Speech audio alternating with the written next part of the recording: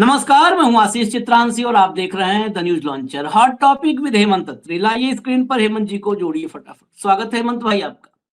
नीतीश कुमार ने विदेश में मौसम का मजा ले रहे मोदी को बुरी तरह फंसा दिया है। दनादन एफआईआर हो रहे हैं नीतीश कुमार। नीतीश कुमार बिहार के मुख्यमंत्री के रूप में हाल ही में शपथ ग्रहण किए एक बार और एक सिटिंग सीएम पर देश के अलग अलग हिस्सों में एफआईआर। ये एफआईआर सिर्फ देश का मुद्दा नहीं है या देश की खबर नहीं है। अब नीतीश कुमार अंतरराष्ट्रीय हो चुके हैं और इतना अंतरराष्ट्रीय स्तर पर चर्चा में आ गए हैं कि उन्होंने खबरों की दुनिया में नरेंद्र मोदी को पीछे छोड़ दिया है। वो भी उस दौर में जब नरेंद्र मोदी खुद विदेश दौरे पर है। Oman, Jordan, Ethiopia. भारत और मिडिल ईस्ट के संबंधों का इतिहास अगर देखें तो सिर्फ एक देश है, तुर्की, जो भारत को लेकर के भारत विरोधी मुहिम में, एजेंडा में खुल करके सामने आता है। बाकी मिडिल ईस्ट के सारे देश, सारे इस्लामिक देश में जोड़ दूं, सबके साथ भारत के संबंध ऐतिहासिक रहे। इन संबंधों में पाकिस्तान के साथ हमारी खटास ने भी कभी कोई फर्क नहीं डाला है। लाखों भारतीय मिडिल ईस्ट में आज भी रोजगार तलाशने जाते हैं और लाखों की संख्या है जो वहां पर रोजगार में लगे हुए हैं, वहां से पैसे भारत भेजते हैं। व्यापार हमारा अरबों डॉलर का मिडिल ईस्ट के साथ है, चाहे वो पेट्रोलियम हो, नेचुरल गैस हो या और अन्य व्यापार। मोदी जब विदेश दौरे पर थे और मिडिल ईस्ट में थे, उसी वक्त नीतीश कुमार ने कुछ ऐसा किया कि नरेंद्र मोदी वहां पर डिस्कंफर्ट जोन में आ गए। मौसम का मजा लेते लेते जायका बिगड़ गया मोदी जी का। आज इस खबर पर चर्चा करना इसलिए जरूरी है क्योंकि नीतीश कुमार हमारी अंतरराष्ट्रीय बेइज्जती का एक नया चेहरा बन गए हैं। इंटरनेशनल मीडिया में हमारे देश के बारे में जो लिखा जा रहा है, हमारे देश के हालात के बारे में जो लिखा जा रहा है, उसका जो मुख्य किरदार है, निगेटिव किरदार, वो नीतीश कुमार है। निगेटिव किरदार नीतीश कुमार। अब ये भी नारा बिहार में दिया जा सकता है। मैं सीधे खबर पर आता हूं, जरा खबर दिखाना शुरू कीजिए, फटाफट लाइए। बुर्का खींचने को लेकर नीतीश कुमार पर भड़के खाड़ी देश, वहां के सोशल मीडिया पर मच गया बवाल। आगे बढ़िए। नीतीश कुमार द्वारा हिजाब खींचे जाने के बाद आयुष डॉक्टर का नौकरी ज्वाइन करने से इनकार। आगे बढ़िए। नीतीश कुमार के व्यवहार की चर्चा अरब के मीडिया में भी, क्या भारत की छवि पर पड़ेगा असर? ये बीबीसी हिंदी में एनालिटिकल पूरा आर्टिकल लगा हुआ है। सोचिए कि भारत के विदेशों में छवि पर नीतीश कुमार भारी पड़ रहे हैं। आगे बढ़िए। ये देखिए, जो डॉक्टर जिसका हिजाब खींचा था, नुसरत परवीन के भाई का स्टेटमेंट है, मेरी बहन ने नौकरी नहीं करने का पक्का इरादा कर लिया है। हालांकि मैं और परिवार के लोग उन्हें समझाने की कोशिश करते रहे। हम उन्हें बता रहे हैं कि गलती दूसरे की है तो उन्हें बुरा क्यों लगना चाहिए, किसी और की वजह से नौकरी क्यों छोड़नी चाहिए। लेकिन नुसरत ने नौकरी न करने का फैसला ले लिया है। आगे बढ़िए। जावेद अख्तर बोले, नीतीश बिना शर्त माफी मांगे। गिरिराज सिंह ने कहा, सीएम ने हिजाब हटाकर सही किया। सोचिए, दुनिया में फजीहत हो रही है, मोदी उन्हीं देशों में है जहां पर फजीहत हो रही है, और ये देखिए उनके सांसद हैं मोदी के, कह रहे हैं नीतीश ने सही किया। ये इस्लामिक देश नहीं, 3 राज्यों में एफआईआर। इस्लामिक देश नहीं है तो क्या किसी का हिजाब खींच दोगे, किसी का घूंघट खींच दोगे? ये गिरिराज सिंह है, ये लोग कहते हैं कि हम जो है हिंदुत्व के झंडा बरदार हैं। ये ऐसे अगर हिंदुत्व के झंडा बरदार हैं तो हिंदुत्व को शर्मसार होने से कोई नहीं बचा पाएगा। आगे बढ़िए। अब मैं आपको दिखाता हूं विदेशी मीडिया में क्या क्या लिखा जा रहा है। सोशल मीडिया प्लेटफॉर्म एक्स से लेकर इंस्टाग्राम और फेसबुक तक मिडिल ईस्ट और कई बड़े मीडिया हाउस ने नीतीश की आलोचना की है। मिडिल ईस्ट इवेंट्स ने लिखा है कि क्या आप जानते हैं भारत में लगभग 22 करोड़ मुस्लिम आबादी है और वो देश की आबादी का 15% हिस्सा शेयर करते हैं। पोस्ट पर यूजर्स ने भी अपने रिएक्शन दिए हैं। एक यूजर ने लिखा कि भारत में मुसलमानों के खिलाफ भेदभाव पुराना नहीं है। तो वहीं एक और यूजर ने लिखा कि मुसलमान महिला का बुर्का खींचना अपने आप में हैरेसमेंट है, केस दर्ज होना चाहिए। आगे बढ़िए, आगे बढ़िए। अल जजीरा मिडिल ईस्ट का सबसे बड़ा मीडिया हाउस है। अल जजीरा ने अपने एक आर्टिकल में इस खबर को प्रमुखता से दिखाया है। अल जजीरा ने लिखा, इस घटना ने भारत में मुसलमानों के खिलाफ फैले नस्लवाद को फिर से हवा दे दी है। मुसलमान भारत की आबादी में एक बड़ा हिस्सा है, फिर भी उन्हें भेदभाव का शिकार बनाया जा रहा है। मिडिल ईस्ट इवेंट्स नाम की एक मीडिया कंपनी ने भी सोशल मीडिया पर एक वीडियो शेयर किया जिसमें नीतीश कुमार की इस हरकत का जिक्र किया गया है। आगे बढ़िए। दिल्ली स्थित जवाहरलाल नेहरू यूनिवर्सिटी के पश्चिम एशिया अध्ययन केंद्र में एक प्रोफेसर ने नाम नहीं जाहिर करने की शर्त पर कहा कि भारत में ऐसी चीजें होती हैं तो निश्चित तौर पर देश की छवि पर असर पड़ता है। उन्होंने कहा, देखिए प्रतिक्रिया दो तरह की होती है, एक स्टेट की और दूसरे स्ट्रीट की। नीतीश कुमार के मामले में अरब के देश वैसी तीखी प्रतिक्रिया नहीं देंगे क्योंकि उनके यहाँ भी बहुसांस्कृतिक माहौल नहीं है, लेकिन पश्चिम एशिया के आम लोगों में भारत की छवि बहुत अच्छी रही है। मैंने खुद मिस्र और अल्जीरिया जैसे देशों में स्टूडेंट्स के स्टडी रूम में महात्मा गांधी की तस्वीर देखी है और वहां पर क्या छवि जा रही है सोचिए। इस्लामी स्कॉलर और कतर यूनिवर्सिटी में प्रोफेसर अली अल करादगी ने इस घटना पर टिप्पणी की है। एक्स पर लिखा उन्होंने, मैं इस घटना को गरिमा पर आक्रमण के रूप में देखता हूं। मैं इसे ऐसे राज्य का संकेत मानता हूं जो भिन्नता से डरता है और इस तरह सबसे कमजोर लोगों पर अपनी ताकत का प्रदर्शन करता है। जो सत्ता आज हिजाब हटा रही है वो कल किसी भी ऐसे अधिकार को छीन लेगी जो उसे पसंद नहीं है। ये कतर के प्रोफेसर ने लिखा है, वो कतर जिसके शेख के साथ मोदी जी गले मिलते नजर आ रहे हैं, वहां पर ये लिखा गया, वहां के प्रोफेसर ने लिखा है। अल अरबिया टीवी ने वीडियो पोस्ट करते हुए लिखा है कि एक महिला डॉक्टर का चेहरा सामने आने से बिहार राज्य के मुख्यमंत्री के खिलाफ विवादों का तूफान खड़ा हो गया है। मुस्लिम महिला ने नकाब से अपना चेहरा ढका है, इसका सम्मान करें। अब चलिए आगे बढ़िए। बिहार में जन सुराज के अध्यक्ष और इंडोनेशिया में भारत के राजदूत रहे मनोज भारती कहते हैं कि देश में ऐसी चीजें होती हैं तो भारत की छवि पर दुविधा बढ़ती है। मनोज भारती मानते हैं कि जब दुनिया भर में इस्लामोफोबिया को लेकर बहस बढ़ रही है, ऐसे में भारत में भी कोई चीज होती है तो इससे जोड़ा जाता है। आगे बढ़िए, फटाफट चलिए आगे। ये देखिए, प्ले कर दीजिए, ऑडियो खोल दीजिए भाई। कल नीतीश कुमार जी ने महिला का वो सम्मान समारोह उसमें उन्होंने उनका हिजाब खींचा था, चेहरा खोल दिया था।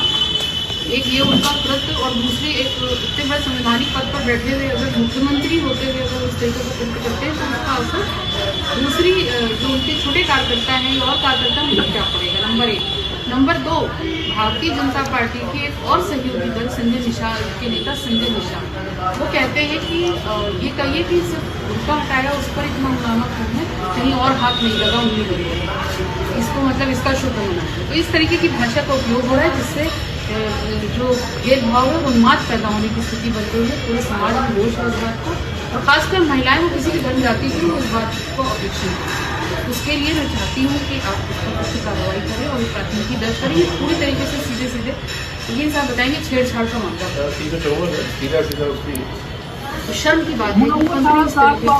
होगा देश के बहुत मशहूर शायर रहे हैं, उनकी बेटी सुमैया राणा ये लखनऊ में FIR दर्ज करवाने के लिए तहरीर देने पहुंची थी। ये वो आपको विजुअल्स दिखाया हमने। अब चलिए थोड़ा आगे और बढ़िए, अगला प्ले करिए, फटाफट प्ले करिए, वक्त बिल्कुल जाया मत करिए। अब सुनिए, नीतीश कुमार जी ने कोई गलत काम नहीं किया है। अगर कोई नियुक्ति पत्र लेने के लिए जा रहा हो या जा रही है, क्या उसका चेहरा नहीं दिखाएगी? ये कौन सा, ये कोई इस्लामिक देश है?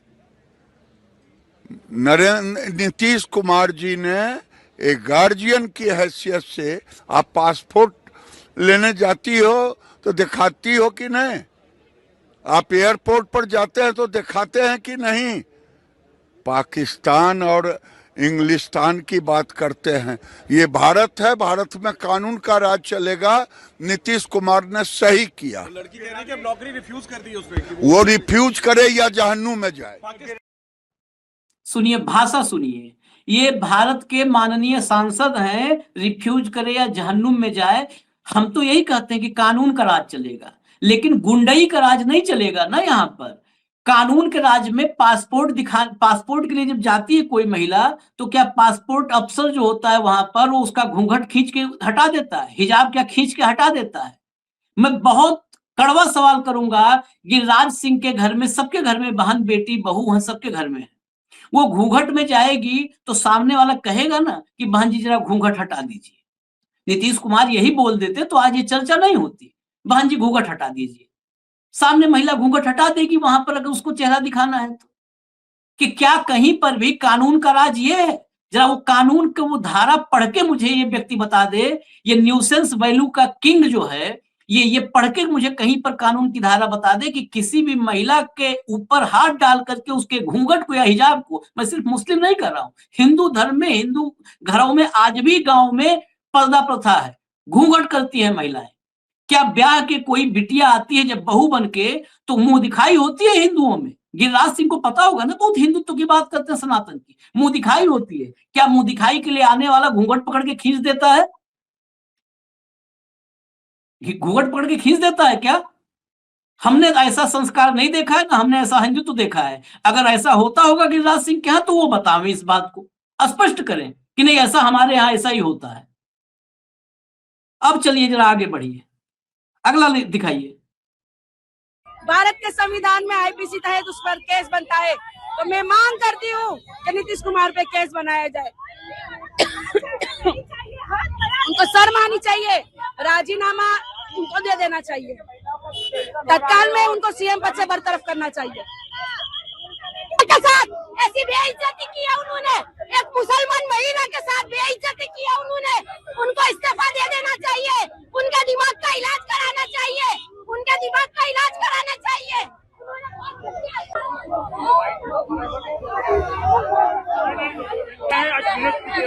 मेरा नाम जैनब शेख, कॉर्पोरेटर जुहापरा मक्तमपुरा वार्ड से। आजकल परसों के दिन नीतीश कुमार ने जाहिर मन से एक मुस्लिम महिला का हिजाब खींचा है, जाहिर मन से। उसके विरोध में आज MIM महिला संगठन यहाँ पे खड़ी है। हम उसका विरोध करते हैं। जिस तरह से रास्ते में अगर कोई महिला का दुपट्टा खींचा जाए, भारत के संविधान में आईपीसी तहत उस पर केस बनता है, तो मैं मांग करती हूँ कि नीतीश कुमार पे केस बनाया जाए। उनको शर्म आनी चाहिए, राजीनामा उनको दे देना चाहिए, तत्काल में उनको सीएम पद से बरतरफ करना चाहिए। चलिए, रिपीट हो रहा है, हटा दीजिए, आगे आइए। बस हेमंत भाई आ रहे हैं, बाइट्स वगैरह ये सब दिखाना जरूरी है, बाकी तो हम लोग अपनी अपनी बात रखेंगे। क्या कहेंगे? ये पूरी तरीके से महिलाओं का अपमान कर रही है भाजपा। महिलाओं का अपमान है ये, केवल एक मुस्लिम महिला का नहीं, पूरे देश की महिलाओं का अपमान है, और वो महिलाओं का अपमान कर रहे हैं। इसके पहले भी आप देखेंगे, इनके कई भाजपा के विधायक हैं, इनके नेता हैं जिन्होंने किया है, और उनको भी भाजपा उनकी मदद करती रही है। चाहे आप कुलदीप सेंगर को देख लें, चाहे आप हाथरस वाली घटना देख लें, चाहे आप चिन्मयानंद वाली घटना देख लें, जितनी भी घटनाएं घटी हैं, सब में महिलाओं के साथ इन्होंने अत्याचार अन्याय किया है। तो भारतीय जनता पार्टी ये पार्टी है और केवल ये महिलाओं का अपमान करती है। मैं आग्रह करूंगा देश के प्रधानमंत्री से कि तत्काल गिरिराज जी को तुरंत इनको मंत्रिमंडल से बर्खास्त करें और संजय निषाद को योगी जी बर्खास्त करें।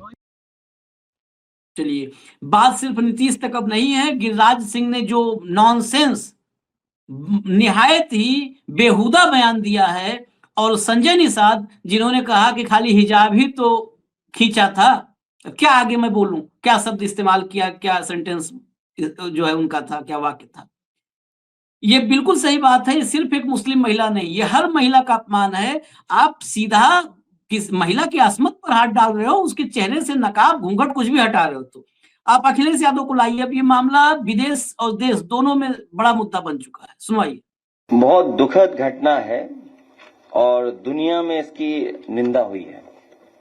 केवल भारत में ही नहीं, दुनिया में निंदा हुई है। ऐसा व्यवहार किसी को नहीं करना चाहिए। और जहां तक दूसरे व्यक्ति का नाम ले रहे हो, उसको तो मुख्यमंत्री जी ने कहा होगा, जाओ ये कही जाके। वो बात मैंने कह दी कि निंदा है, निंदा, इतना व्यवहार इस तरह का नहीं होना चाहिए। चलिए हेमंत भाई पास चलते हैं। हेमंत भाई, एक और वैसे दिखा दूं आपको, जस्ट एक अगला लाइए तो, शंकराचार्य जी। शंकराचार्य अब मुक्तेश्वरानंद ने सीएम को दी सलाह, बोले नीतीश कुमार को अब ले लेना चाहिए राजनीति से संन्यास, युवाओं को दे मौका। आगे हालांकि इसमें मेन बात नहीं है युवाओं को दे मौका, ये मैंने पूरी क्लिप सुनी 16-17 सेकंड की है, ये आज तक पे है, इसलिए उनका मतलब सिंगल उनकी प्रॉपर्टी है ये, इसलिए हम नहीं चला सकते। लेकिन ये देखिए जो ट्वीट है वही है, भाव कि नीतीश कुमार अस्वस्थ हैं, उन्हें राजनीति से संन्यास लेना चाहिए, शंकराचार्य अब मुक्तेश्वरानंद का बयान है। तो क्या माफी मांगेंगे, इस्तीफा देंगे, या ऐसे ही भारतीय जनता पार्टी की कृपा पर कुर्सी पर बैठे रहेंगे? हालात तो उनके ठीक है नहीं, अब इसमें कोई दो राय नहीं है हेमंत भाई। ये देश भर, दुनिया भर में फजीहत करवाने वाले अकेले मोदी जी कम थे क्या, कि अब जुगलबंदी बन गई? आशीष भाई नमस्कार, आपको, सारे दर्शक साथियों को भी। आप इस खेल को समझिए, पूरे को, बिटवीन द लाइन्स देखिए इसको। नीतीश ने आज से ठीक 4 दिन पहले, सोमवार की घटना थी वो, तब से लेकर के आज वीरवार की शाम होने को आई है, नीतीश की पार्टी ने इस पे चुप्पी साध ली। और भाजपाई कूद कूद के, गिरिराज टाइप के, कल एक वो आपने यूपी का मंत्री देखा था संजय निषाद, वो जिस तरह की बातें कर रहे हैं, आप उस खेल को समझिए। अब ये बात मिडिल ईस्ट तक पहुंची हुई है। पूरे देश का कोई ऐसा जिला नहीं है, कोई ऐसी राजधानी नहीं है जहां पर इसके खिलाफ प्रदर्शन ना हुआ। तमाम शहरों के अंदर 0 एफआईआर हो रही है नीतीश कुमार के नाम से, by name FIR, Bangalore, Hyderabad, Bhopal, Poona, Maharashtra, हर जगह पे। तो अब बेसिकली क्या है कि गिरिराज इस आग में घी डालने का काम कर रहे हैं। उनको सत्ता चाहिए, उनको पता है कि जेडीयू के पल्ले कुछ नहीं है। एक तरफ बीजेपी चुप्पी साधी रहेगी और जो उसके लूज कैनन्स हैं वो इस आग में हल्का फुल्का घी डाल करके, नीतीश बेसिकली इन्होंने जो कुछ भी बकवास की गिरिराज ने कि भाड़ में जाए या जो भी कुछ कहा उन्होंने, उससे उस मामले को फ्लेयर अप करने का ही खेल है। तो इसका मूल रूट क्या है? रूट है हिजाब खींचना। वो काम किसने किया? नीतीश कुमार ने।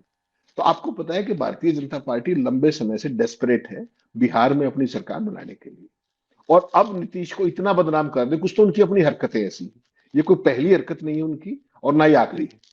पिछले साल सितंबर से लेकर के और अब दिसंबर होने को आया, पिछले 16 महीनों में उन्होंने तमाम जितनी भी चीजें होती हैं, एक नैतिकता की, एक मुख्यमंत्री के पद पर तैनात व्यक्ति की, जो भी उससे उम्मीद की जाती कि भाई वो ये करेगा ये नहीं करेगा, वो उन सारी सीमाओं को लांघ चुके। तो उनकी मानसिक स्थिति, उनकी शारीरिक स्थिति किस अवस्था में, उस पर मुझे और आपको टिप्पणी करने की जरूरत नहीं है, वो जेडीयू जाने और उनके अलायंस जाने। लेकिन बिहार जैसा बड़ा राज्य है, उसको दे डिजर्व बेटर। बिहार के लोगों को एक बेहतर उसकी उम्मीद है, ना कि इस तरह के व्यक्ति की। मिडिल ईस्ट के अंदर आपको ध्यान है, जब एक बार एक भाजपा की बड़बोली प्रवक्ता ने पैगंबर मोहम्मद के बारे में कुछ बकवास की थी, इस तरीके की, किस तरीके से माफी मांगनी पड़ी थी, और पहली बार मुस्लिमों के खिलाफ जहर बोलने को लेकर के उसको उसमें सस्पेंड किया गया था या उसको प्रवक्ता पद से हटाया गया था। तो इस पूरी चीज का मतलब देखना पड़ेगा क्या है कि भारतीय जनता पार्टी आनंद ले रही है इस पूरे सीन का, और गिरिराज जैसे लोग या संजय निषाद जैसे लोग इस तरह की बेहुदी बातें करके आग में घी डालने का काम कर रहे हैं, ताकि नीतीश के खिलाफ ये बवाल बढ़े, हर जगह से ये मांग उठे, मुस्लिम संगठन झंडे उठाएं, और उनके दोनों काम होंगे इससे। एक तो जो अपीजमेंट है, जो सनातन को मजबूत करते हैं इनको, क्योंकि सनातन की मजबूती इस तरीके से होती है किसी का हिजाब खींचने से। जो ये बेहुदा आदमी गिरिराज, केंद्र में मंत्री, भारत के संविधान की शपथ लेकर के जो व्यक्ति संसद भवन परिसर में ये बात कर सकता है, आप सोचिए इससे बड़ी बेहुदगी कभी आपने देखी हो? संसद परिसर में इस तरह की बात करना केंद्रीय मंत्री की, जो भारत के संविधान को शपथ लेकर के वहां खड़ा है। तो इस पूरे मामले में जो कुछ है उससे आगे की कहानी। इस विवाद को हवा दो, जितना हवा दोगे उतनी बदनामी होगी नीतीश की, प्रेशर बढ़ेगा, विवाद बढ़ेगा, और विवाद बढ़ेगा तो अल्टीमेटली क्या आएगा कि भाई नीतीश तो अब सत्ता के लायक नहीं रहे। ऐसे में नीतीश के पास ना कोई सेकंड लाइन है ना थर्ड लाइन है, जो लाइन है वो बीजेपी की लाइन है। तो सत्ता को हथिया लो। इतना ही तो खेल था कि हमने तो बनाया था भाई, उसकी मानसिक स्थिति ठीक नहीं है, वो चलाने में सक्षम नहीं है, वो इस तरह की हरकतें करता है, हम क्या करें? ये पूरी चीज समझनी पड़ेगी आपको। और रही सही चीज क्या हो रही है, इस घटना के बाद आपको पता है नीतीश का कोई भी सार्वजनिक कार्यक्रम है उसमें मीडिया की एंट्री पर कंप्लीट बैन लगा दिया गया है। पुलिस बाकायदा इंश्योर करती है कि उनके कार्यक्रम का कोई शूट ना कर ले फोन से या किसी और वीडियो से, और कोई मीडिया वाला वहां अंदर ना चला जाए। कल उनके कई कार्यक्रम थे, वहां पर बाकायदा ऑर्डर करके ये किया गया कि मीडिया अंदर नहीं जाएगा। आपने अभी तक तो क्या देखा था, राजनेता सत्तारूढ़ नेता जो भी हैं उनके जो भी कार्यक्रम है उनमें मीडिया को बुलाया जाता था, बाकायदा पब्लिक रिलेशन बुला करके, कंसल्टेंट बुला करके और सारी चीजें। और अब हालत यह है कि एक सर्विंग मुख्यमंत्री के कार्यक्रम में मीडिया की एंट्री पे बैन लगाया गया है। तो ये सारा जो खेल है ना, इसका जो फाइनल ये होगा, इसका बिल्डअप किया जा रहा है, और बिल्डअप की दिशा में कि नीतीश कुमार इनकेपेबल है, अक्षम है, मानसिक तौर पर स्वस्थ नहीं है, और ऐसा व्यक्ति मुख्यमंत्री के पद पर रहना ठीक नहीं है। आप सोचिए, महबूबा मुफ्ती, अखिलेश यादव सबसे पुराने साथी रहे नीतीश के, सबसे पुराने साथी, और उनको जब ये बात कहनी पड़ रही है तो इस बात की गंभीरता को देखिए आप। और नीतीश की मैं एक चीज और बताऊं आपको, ये चलो मुस्लिम महिला थी, उनकी जो हाव भाव और जो पूरा मानसिक स्थिति है वो किसी हिंदू महिला का भी खींच सकते थे, कोई बड़ी बात नहीं। हाँ, बिल्कुल सही। जो आपकी मानसिक स्थिति है ना आशीष भाई, वो हिंदू और मुस्लिम में थोड़ी पहचान करती है। वो कुछ चीजें हैं आपके शरीर का, जो हाथ है, आपका जो दिमाग है, वो इनवॉलंटरी एक्शन में इन्वॉल्व है। डिमेंशिया है या कोई और चीज है, वो तो सारा साइकेट्रिस्ट जाने। लेकिन आप सोचिए कि ये तो मुस्लिम महिला थी, पूरा विवाद अगर किसी हिंदू महिला ने घूंघट पहन रखा होता तो फिर भी क्या ये श्रीमान जी जो आपके मंत्री जी संसद में बकवास कर रहे थे, ये उस तरह की बात करते क्या? अरे महिला महिला है, धर्म कहां से आ गया बीच में? उसकी असमत, उसका मान सम्मान। ये आपने बिल्कुल इंट्रो में ठीक कहा कि किसी का घूंघट पकड़ के खींच दोगे क्या? कौन सा संस्कार है ये? कौन सा सनातन है ये? कौन सा चरित्र है? तो ये कोई पहली बात नहीं है। आपने नीतीश को मोदी के पैरों की तरफ लपकते हुए देखा होगा 3-4 बार, जिस दिन शपथ ली उस दिन भी शाम को एयरपोर्ट के बाहर। वो तो छोड़ दीजिए, वो रविशंकर प्रसाद के पैरों की तरफ भी बढ़ चुके हैं होली मिलन के दौरान। तो रविशंकर बड़े एम्बेरस हुए थे और उनका फिर बाजू में लेकर के किस तरीके से गड़े लगाने का ड्रामा किया और जो भी किया। तो 74 साल की उम्र में अगर कोई व्यक्ति इस तरह की चीजें कर रहा है तो उस पूरी स्थिति की समीक्षा करके और उसमें क्या किया जाए, जेडीयू आए क्या आए, भाजपा की इसमें विन विन सिचुएशन है। नीतीश कुमार से वो मुक्ति पाना चाहती थी, चुनाव से पहले भी, चुनाव से बाद में।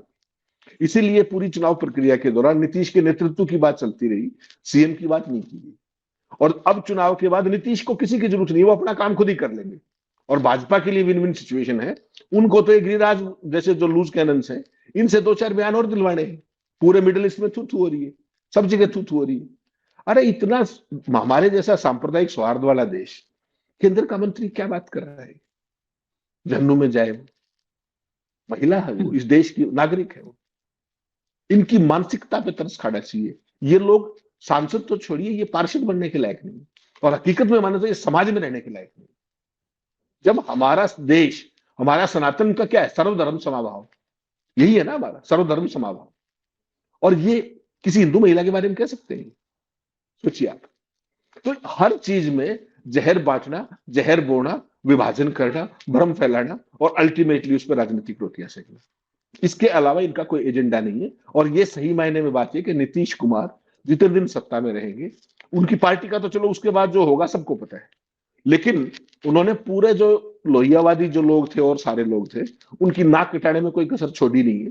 चाहे उनकी तमाम हरकतें देख लीजिए, चाहे अदरवाइज जो भाजपा के साथ मिलकर किस तरह का वो समाजवाद कर रहे हैं और वो कर रहे हैं, वो भी एक देखने की चीज है। जिसे कहे जहन्नुम में जा, ले नौकरी ले, नहीं जहन्नुम में जाए, क्या फर्क पड़ता है? अगर ऐसे ही किसी मंत्री को, प्रधानमंत्री को, मुख्यमंत्री कोई कह दे कि रहे चाहे नरक में जाएं, तो अभी देखिए पूरा संसद ठप कर देंगे कि अरे नरक में जाने की बात किया, ये नरक में भेजना चाहते हैं हमारे मंत्री को, हमारे प्रधानमंत्री को।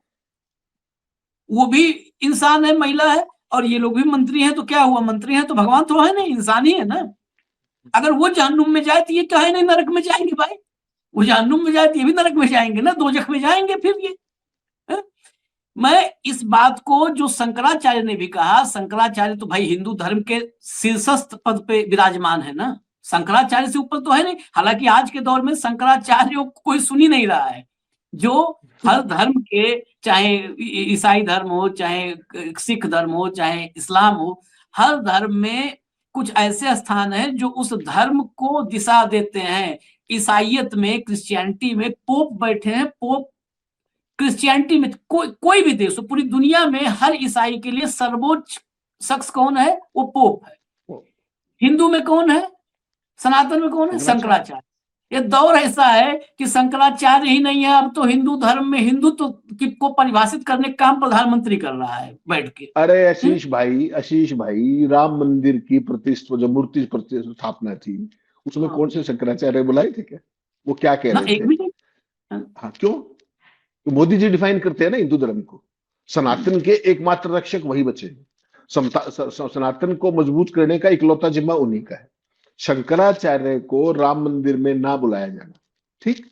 उन्होंने क्या कहा कि जब तक पूरा भवन कंप्लीट ना हो जाए तब तक मूर्ति प्रतिष्ठापना नहीं करनी चाहिए। सुन लिया किसी ने क्या? कौन से हिंदू धर्म की बात कर रहे हो? हिंदू धर्म वो है जो बीजेपी और आरएसएस बता रही है, और ये सारे धर्मों का समानीकरण करना चाह रहे हैं अपना एजेंडा चलाने के लिए। हिंदू धर्म की परिभाषा भी यही तय करेंगे, ठीक? सारे के सारे रीति रिवाजों का होमोजेनाइजेशन करेंगे और ये बताएंगे कि हिंदू धर्म में क्या है क्या नहीं है। यहां पर गौ माता की रक्षा करनी है, गोवा में गोमांस खाना है, नॉर्थ ईस्ट के अंदर गोमांस पे कोई दिक्कत नहीं है, केरला के अंदर कोई आपत्ति नहीं। तो इनका जो भी खेल ये सारा है उसको समझ लीजिए। लेकिन नीतीश कुमार ने, मैं फिर कहूंगा जाते जाते, पूरे अपने कैरियर में जो कुछ कमाया था उसको नष्ट और भ्रष्ट करके और अपनी नाक कटा दी है, अपनी पूरी विचारधारा की भी नाक कटा रहेगा। He is a rank opportunist. I have always been saying this. अभी तो आपने इतने कहा क्योंकि चर्चा जो खुली चर्चा है, जो खबरें आम हैं वो यही है जो हम चर्चा में लाए। चलते चलते मैं आपको बता दूं, कल मेरी पटना बिहार के पॉलिटिक्स को, बिहार के पत्रकारों के साथ बहुत पुराना मेरा रहा है बातचीत, मेल मिलाप। मैंने बिहार में स्पेसिफिक बिहार फोकस्ड पत्रकारिता भी की है 4-5 साल कम से कम। कल मेरी एक पत्रकार से बात हो रही थी। अब ये चाहे नैरेटिव जो आपने कहा ना कि भाजपा इस चीज को, जो लूज कैनन्स हैं गिरिराज जैसे, इनके जरिए बिल्कुल स्टेब्लिश करना चाहती है कि अब नीतीश को हटाया जाए तो बिहार के किसी व्यक्ति में सिंपैथी भी ना पैदा हो। अरे यार इसको हटाने था, अच्छा किया भाजपा ने, इससे मुक्ति दे, अच्छा किया मुक्ति दे। तो शायद इसी नैरेटिव को, ये भी हो सकता है इसी नैरेटिव को आगे बढ़ाने के लिए। और दूसरी चीज, नीतीश कुमार खुद ही संकेत दे रहे हैं ऐसा कि अगर कुछ भी मेरे बारे में खबर आ रही है तो सही होगी, वो सही होगी।